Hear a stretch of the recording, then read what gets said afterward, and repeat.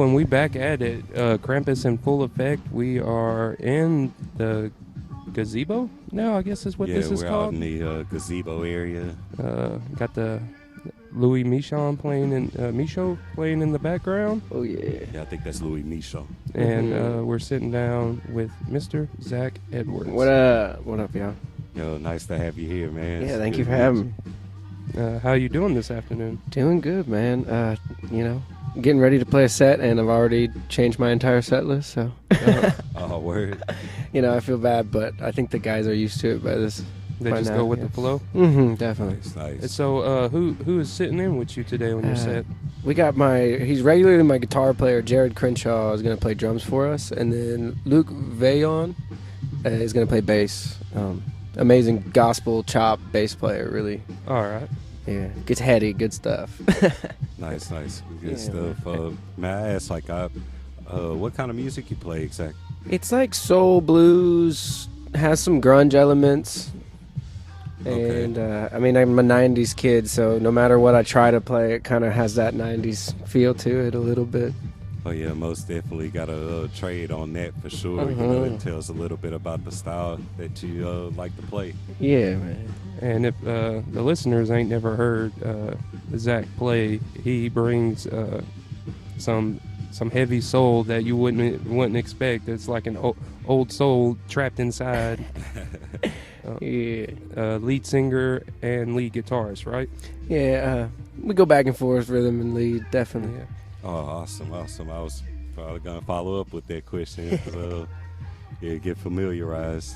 Yeah, man. It's going to be a good set today. We got some surprises at the end, too, so it'll All right. be fun. When are you guys performing today? 4 o'clock. 4 o'clock. 4 o'clock.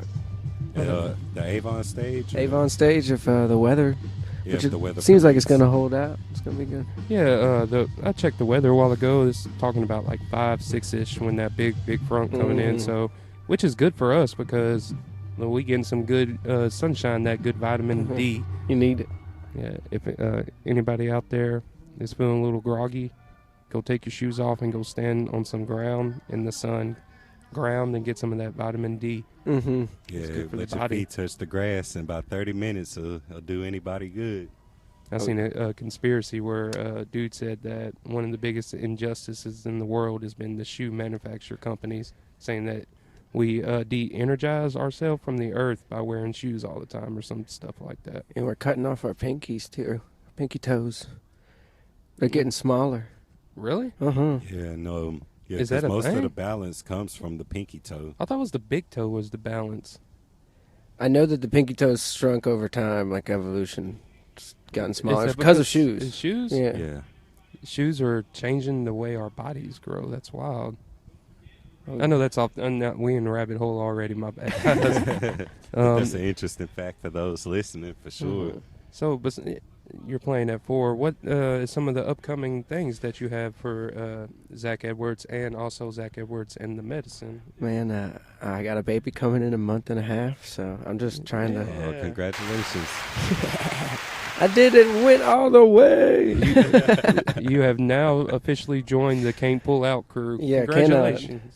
That's a great milestone. Yeah, man. How's that feel, becoming a new parent, A newfound bringing life dad. into the world? It's scary, but I'm really excited. I prayed to God I needed more discipline and I needed more love in my life. Yeah. And then a month later, Emily called me. I'm not going to cry.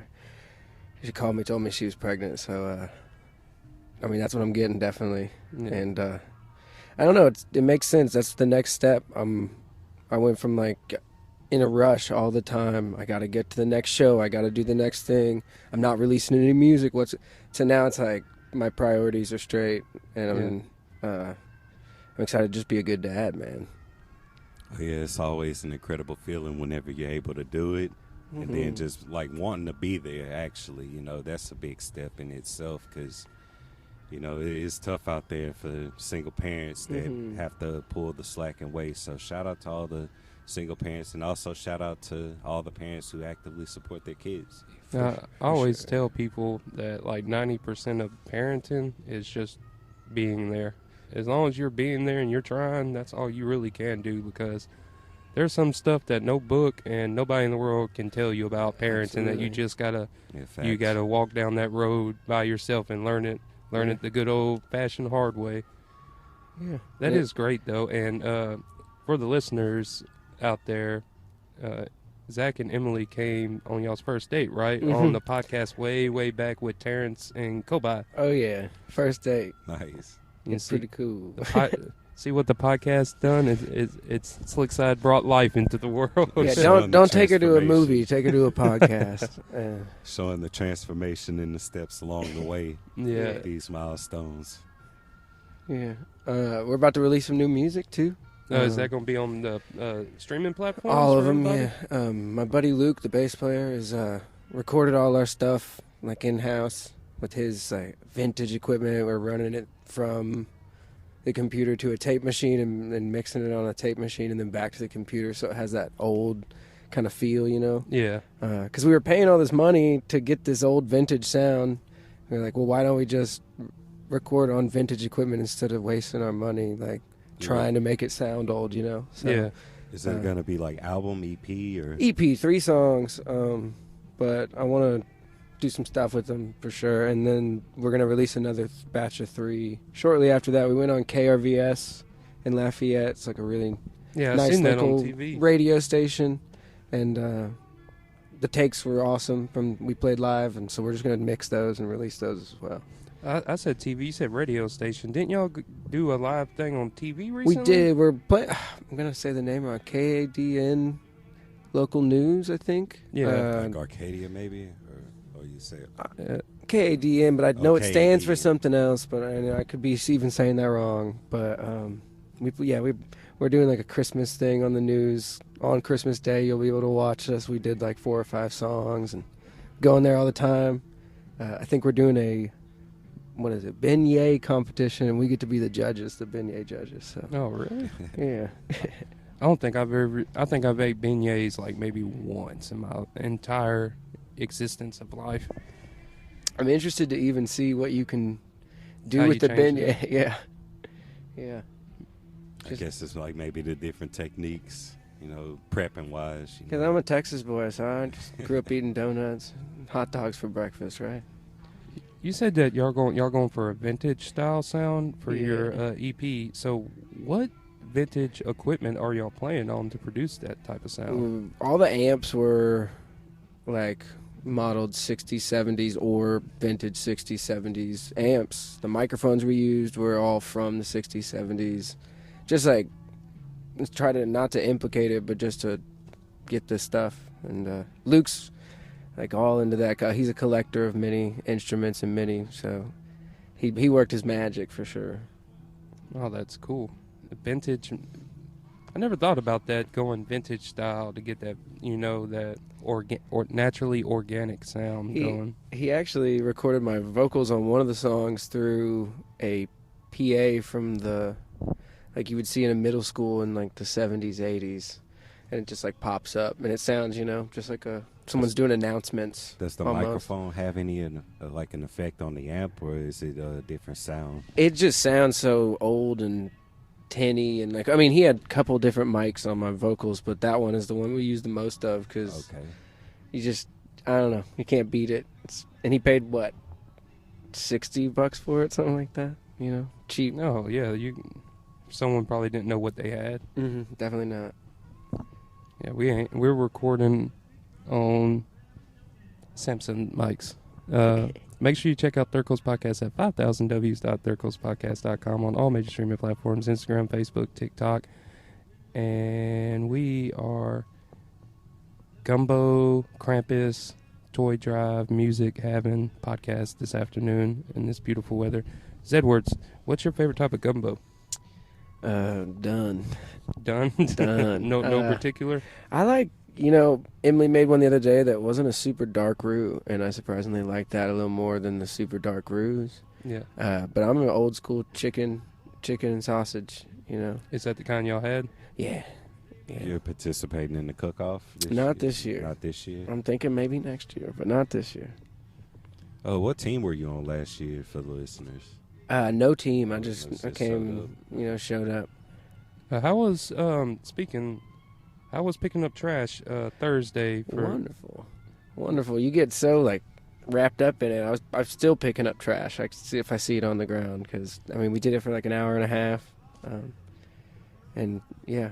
Yeah, where did you see? I went out Wednesday and we picked up by the River Bridge Road is what they called bridge, it. The old river bridge. Where did y'all pick up trash We at? did the dam all the way to the dam from the hardwood. Oh, okay. How was that? Find anything interesting? Nothing too crazy. Lots of ketchup, man. Like surprisingly, I was like, ketchup? do people just come down here and eat ketchup and that's it? Like What? there's just little ketchup packets everywhere. But no, nothing too crazy. I heard some horror stories from the day before. I think you might have. What with the couch?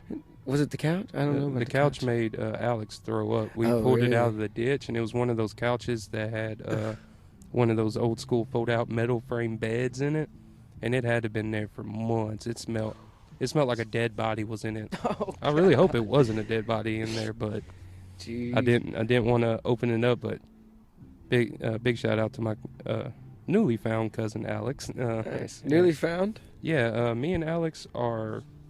His grandfather and my grandfather were brothers, but they apparently all hated each other. So it like trickled down in the families, and no one really talked. The siblings didn't talk, and we found out at Boyd that we're first cousins. Wow. Yeah. And now the bridge is back, bro. Yeah, I got a whole bunch of now my kids call Alex Uncle Alex and Uncle Nice. Aunt That's Emily awesome. and stuff. So the Boyd always finds a way to bring stuff to light that you would never even thought. So. Next year, y'all make sure y'all come out to Void 2024 and Krampus 2024. Mm-hmm. I fell in love here, man. I fell in love right over there where the music's playing. Like By the Avon stage? every morning we swing on the swings on the Avon stage and just talk. And so like it's just full circle being back here is really cool, man. So, oh, my bad, Oh, Cleve. no, you good. Go ahead. No, I was going to say, how was y'all? You stay in Lake Charles? Or no, Lafayette. Now, yeah. Just moved out there in the St. Streets and loving it, man. How is Lafayette this time of year? It's beautiful. And just like the neighborhood we live in specifically is very friendly. Everybody talks to their neighbors and has gardens in their front yards and is like constantly doing something, inviting people over. So, but I'm grateful to be there. Yeah. Most definitely. I wanted to ask, like, in the regards to music, like, how long have you been playing collectively?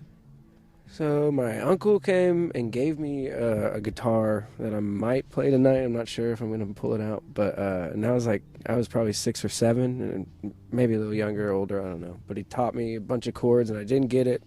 But I kept playing from about then, but I didn't know what I was doing. About 12 is when I really picked it up and I took 2 lessons, and that's right when YouTube was getting big. Right. And all the stuff he taught me clicked, and I was like, I don't need to go to these. I can just do it on YouTube at my own pace. And so sorry, long answer.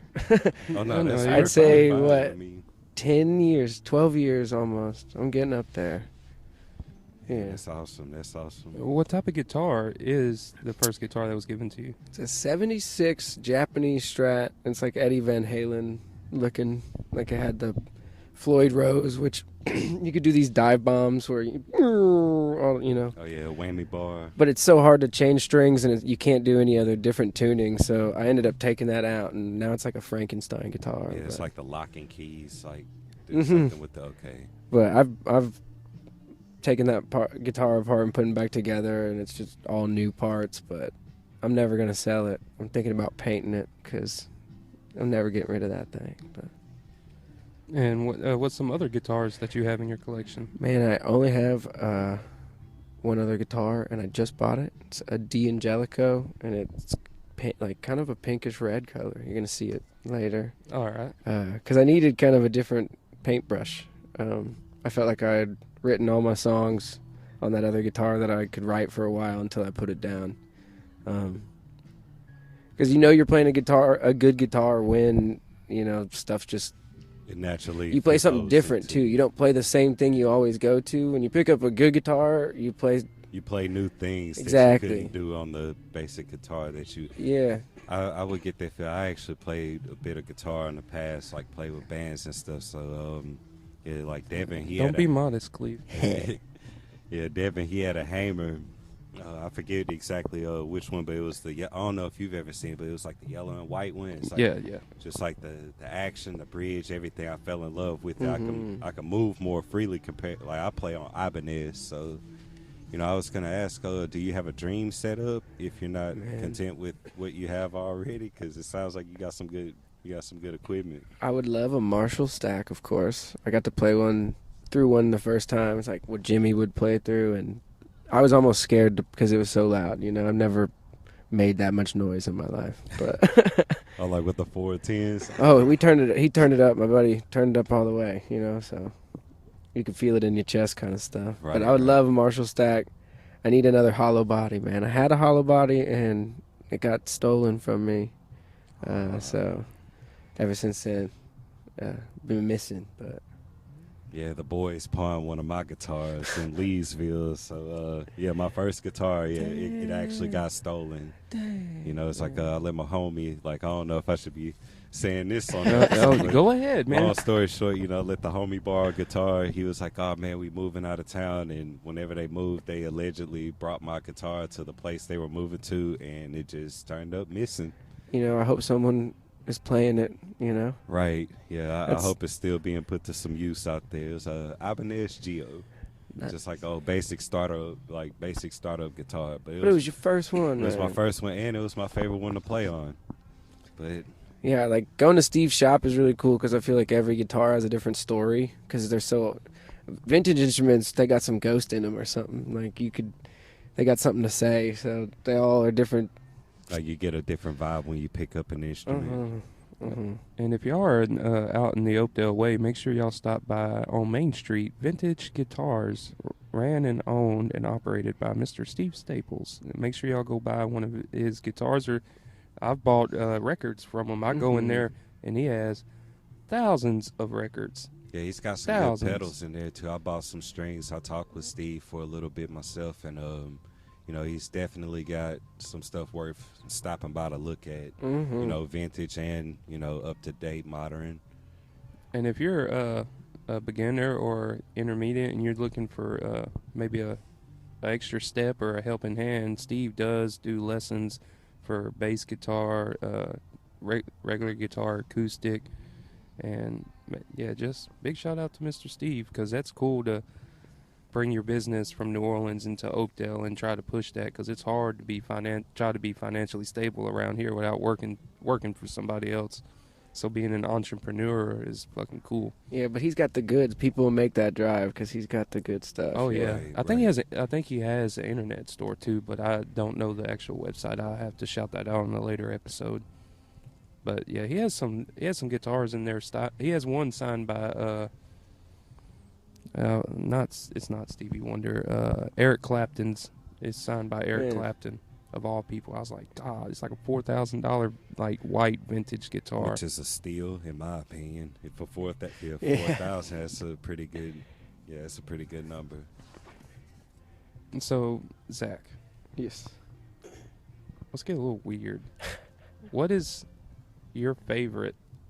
Well, not favorite, but what's one of the things that like someone would say, "Oh, that's a conspiracy theory," but you believe heavily in? Let's go. Reptilians. I'll say it. I'm not afraid. Oh, the Our draconian overlords? Yeah. Yes, lizard thank people, you. yeah. Thank you, man. And we know y'all are listening. We know y'all tapped in the Antarctic waiting for us. Blinking sideways. So All right. you do believe that there's an reptilian race that has infiltrated multiple countries around the world and disguises themselves as humans for their expansion and eventual dominant takeover of the world? Yeah, so there's like this study, and I'm going to butcher this probably, Yeah. but people kept having dreams like of the same reptilian figure throughout history over and over again. And this could just be BS, man. But like that there's somewhere in our DNA that has like a real primal fear of the reptilian, which makes me wonder, were they hanging out? Are they the aliens? Are they the people that came and, planted their DNA in the humans because there was a great flood. I definitely believe that. Yeah. Yeah, there's proof of the flood. And there's an obvious like technological jump around I don't know when BC. Yeah. I think we're aliens, man. Hey, people believe that we possibly came from Mars too, so maybe the lizard people were the vessels that came. Yeah, maybe they come from Mars and landed on Earth before all of the continents broke apart Hmm. and just started planting in DNA. And then whenever the flood happened, some of them survived. Well, they're starting to believe that like the polar axis of the Earth flips every like 7,000 years. So that makes it really believable for like the floods and shit. Hmm. But that'd be crazy though. Like every 7,000 years, And what are we on? There's all these civilizations that talk about the floods. It's not just the Bible. It's like they Yeah, all. it's all over the world. It's written in stone. Mhm. And it's there's a mountain in South Africa where I don't know the mountain's name off top, but it's like 3,000 feet above the fucking sea. I can't fucking think. But they have found like crustaceans and saltwater deposits and stuff on the side of this big ass fucking mountain. So, like they're tying that together, saying that it was like a two fucking 200-foot wall tsunami or something, that when the polar axis flips, it causes fucking the world to stand still, then fucking a major flood every like 7,000 years. So where are we at? Yeah, that's what Yeah, I'm that's saying. the whole question right now. I still think my favorite one here recently is the stone ape theory. I like that one a lot. I really believe that could highly possibly happen. The Bible talks about it. The Bible talks about manna rising from the ground, and the Moses led his people out the desert because they ate this manna, and it gave them dreams, and they had visions. And so that sounds like mushrooms. Manna's bread. Yeah. Like, yeah, mushrooms. You've heard that one before, Cleve? I haven't. I was going to ask It's you what's where they believe that primates started eating psychedelic mushrooms, which gave us the ability to think. You know, I've seen that on I want to say not Netflix, but they had a documentary pop up about that, yeah. and it was just a theory presented. And I hadn't looked too much into it, but I'll go back later on, probably after the show, and look at it. So how's playing in Rockable? You know, Rock and Roll Lafayette is a good experience. I That's enjoy a big it, man. stage down there. I Oh, see yeah. y'all pulling some major crowds down there. It's nice, man, and they got probably the best sound around that area, in my opinion. Like, So with the setup, do y'all play and it's like a stage area and then people are still bowling, or? yeah, both sides, Oh wow, both sides. Damn, I ain't never been down there. That sounds awesome though. Yeah, it's fun, man. That and man, I don't know what I was gonna say. Never mind. No, it's all right.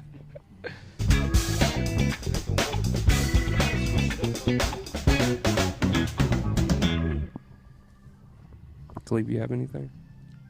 I guess on the line of on the line of conspiracies. Soon the financial, the dollar's gonna collapse. Yeah. I mean, at the rate that we're going. Invest in gold or get gold. Is that what you're it's saying? basically like the gold theory. I don't know. I think the crypto world's going to boom in the future. I think that's a sleeping Yeah, giant. like crypto and natural resources are eventually gonna wipe out the dollar. But I don't know if I could say that's a conspiracy because we're seeing a bit of that in today's age, where some places they accept the transition of currency to crypto.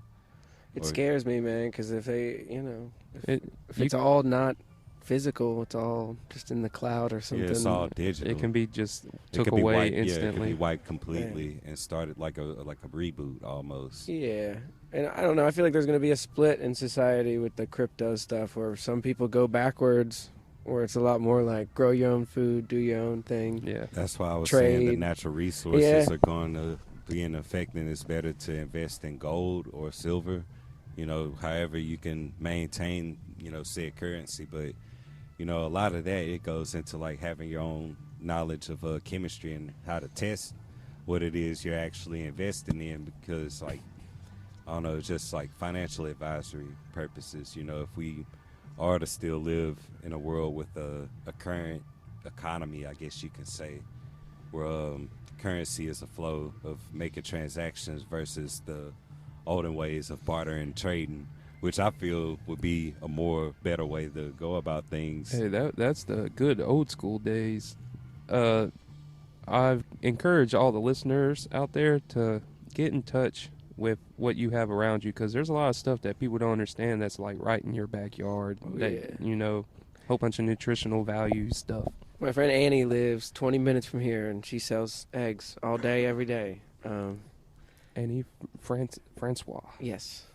Francois, I'm sorry to say Francisco earlier. I feel bad now. that was me too.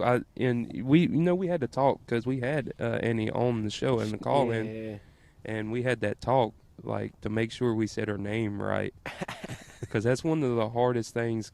Like, to do interviews with different people, like, obviously, Zach, it's easy for you. You can't butcher that. But when you look at, like, her last name, you're like, how do I say it right? And then you're like, and then you think about it, and you like, I was like, Francisco, that's just got to be it. And then, no, it's not, but. Yeah, and I made that dire mistake. So, again, apologies. I did that on the radio the other day. I said, and Luke's one of my best friends, and I've been saying his name forever, but it's not Villion. That's how a Texan would say it. Yeah. It's Vayon. Yeah, Vayon. And I kept saying, don't say Villion, don't say Villion. And then they say, introduce your band. I say, Luke Villion. Just like immediately. So, yeah, man. Oh, that is a very, it happens, though.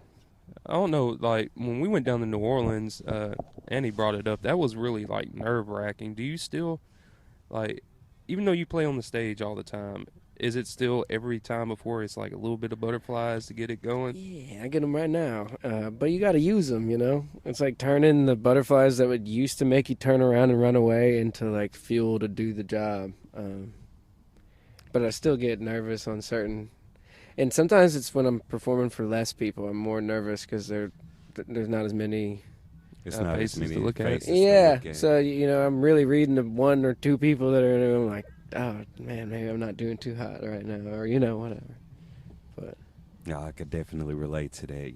It's like Joe was saying, like on the set, New Orleans, in a live setting, I get the butterflies a lot. I'm like less talkative than what I am now, but like at Void, at the lab, I'm gonna say, like, I don't like calling it the shed because, I mean, we've had many memorable moments and stuff, and there's been some great things happening, at the lab, but definitely can relate to the butterflies experience. I had shared a little experience earlier about like the wanting to say something and then not getting it out right away, and by the time the topic moves on, you're just kind of like stuck on like, well, how do I follow this up? And I find myself hitting that block a lot. But as a musician, I'm pretty sure you deal with that a little bit more with the faces that are watching your performance. yeah, and I think the best work you do is when you're not trying, right? When you're like relaxed and like, cause flow state, baby. I don't. Right. Once the flow gets going, then everything just kind of loosens up and it channels into that. Mm-hmm. Yeah. What's your favorite song that you're currently performing? Man, probably this song called Icarus, because it's like, psych rock. It's got that dun dun dun dun dun dun dun dun dun dun kind of feel. It's like a build up almost. The whole song, it's just like get you. It's like trancey, but we made it real major instead of like a minor dark. It's Icarus. I say the song's called Icarus, and it's about getting too high. Because the story Icarus. Icarus is the dude that built the wings to fly out the prison, but flew too close to the sun. Oh, yeah. His wings melted off. Okay. And then he fell into the sea and died, right? Yeah. Yeah, you gotta, be humble. That's what the song's about. But. Yeah, I like that. Where do you grab most of your inspiration from whenever it comes to composing music? Is it natural? Are you, is it substance? Is it things going on around you? Man, driving a lot of times is where I come up with the best lyrics for some reason, and it's not a good time to write them down, but it's great voice to, text to talk, or just put on the voice recorder and just say them. But I don't know, sometimes I feel like my style is like a washing machine where I listen to so many different influences, and then I'll take a piece of so many different things and put them all together, and I don't realize I'm doing that, but my buddies will pick apart my songs and be like, oh, that sounds like this right here. But then when we go to the chorus, it sounds like this song. But the drums sound like this song. You know, they're always. I'm not trying to do it, but it just works out that way. We're just there's a quote. It's like everything is stolen because there's no such thing as an original idea. I guess you are your influences a little bit. Yeah, it's a mixed masterpiece, I believe. You know, that's what all music is. It's just translated differently through the listener. It's like how you were saying, like, you know, your friends would pick apart a song and like try to find, you know, different pieces. In my opinion, I feel like that is original because you're doing something different that kind of, you know, reflects a grab on something that could inspire other people. And for so long, I had my influences, and I was almost trying to be them, because I guess that's what you do when you're learning. Yeah. But it feels good to just drop the competition in your head and just be like, I am the best Zach. Yeah. You know, y'all are the best at what y'all do because y'all are doing it. You know, but yeah, definitely agree. I agree with that. Well, it wouldn't be recording on the fairgrounds if I didn't break a little sweat. But this is nice. Thank you for joining the show again. Man, this thank is you Zach's 4th time on the show, I think now. Yeah, through the years, Zach's been here since the very beginning. Yeah, man, I'm proud of y'all for killing it and being consistent, just doing y'all's thing, man. Oh, yeah, and definitely appreciate you again for being on the show with us. I think this may be my first or second time with you on the show. Yeah. Possibly. I think it's first, just to be on the safe side. But would you like to let the listeners know where they can reach you, find you on social? On social media, Instagram, medicine.music, on Facebook, Zach Edwards and the Medicine. Lots of new music coming. Yeah, make sure you listeners out there stay tuned for Zach and the Medicine's EP coming out. They'll be able to stream and listen everywhere. 2 more questions and probably wrap it up. But see there, it happened again. It's like I'm blanking out. I was gonna ask you a question about the music, but up and coming projects.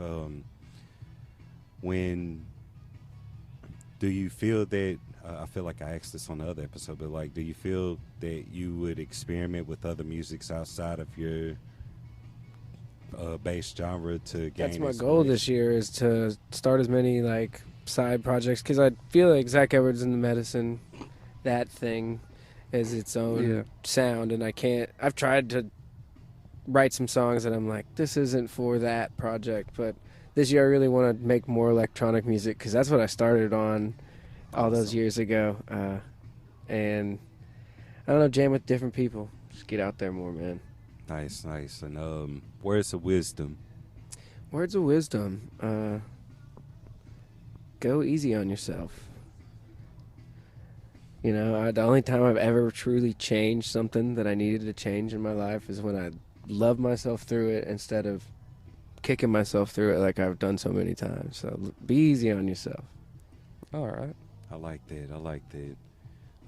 I guess my words of wisdom, being humble. You know, sometimes like when we feel like a good streak of success, like we feel like we're at the top of the top and, you know, nothing bad can happen. But if something were to happen, we shouldn't let that be the end of it. Yeah. It's always best when, you know, you get knocked down, get back up, dust yourself off. It's okay to reflect, but, you know, don't be stagnant. Just being humble, you know. It's kind of words of wisdom there. Gator. My words of wisdom is get out there and live your life. Live it to the fullest. You only get one. So why not just go out there and do the damn thing? Amen, man. Yeah, well, Nice. Well, thank you for joining us, Zach, and I guess we're out. Yeah, thank y'all, man. Love you guys. Appreciate you, man.